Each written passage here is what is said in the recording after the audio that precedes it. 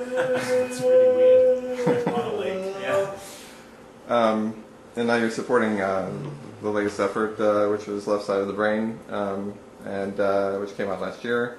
Has it pretty much met your expectations, or in terms of sales or reviews? Has it, and even personal satisfaction? Has it reached your expectations? Personally, yes. Reviews, no. Fuck you, all journalists. Sales depends where we are. In Europe, we're like the biggest band in the world, honestly. And at least we'll get to make the next record, which is the important thing. No, our stated goal was to be able to make the next one. With Beeler Brothers, is it? Beeler Brothers. With Beeler Brothers, are you already set with like another recording contract with them? I mean, are you set for a set amount of albums, or is it kind of open-ended? It's a daily. This is good. Tomorrow, no, I don't like this. We'll figure it out. It's an ongoing conversation. But this album's been great. I mean, just becoming a trio and then going in the studio and getting to record like that was new. And since then, we've grown as a trio, and I think the next album's going to be even better. It's actually leading up to one of the other questions I had. I mean, obviously there's been a lot of evolution in your sound and your talents and in your abilities and ideas.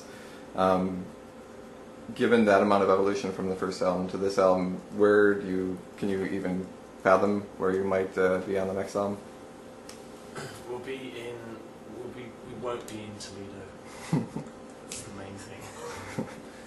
I think, I don't know, I think we're all excited to see what potentially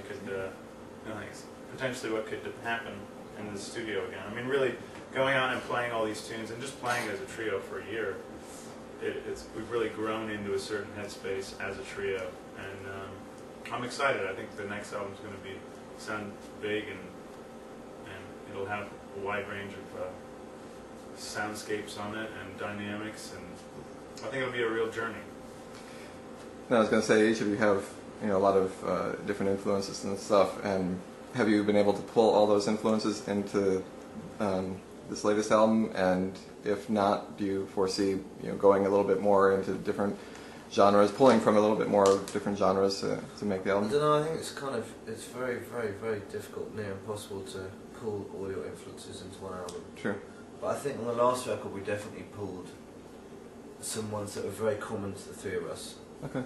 And it kind of naturally just took its own shape, and it was more of like a free sort of rock sounding record.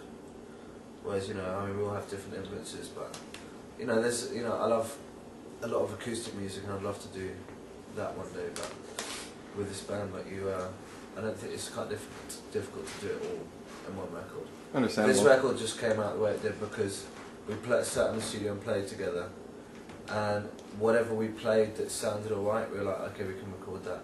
Okay. And if it didn't sound right and it didn't work, then we were like, no, forget that one then. Okay.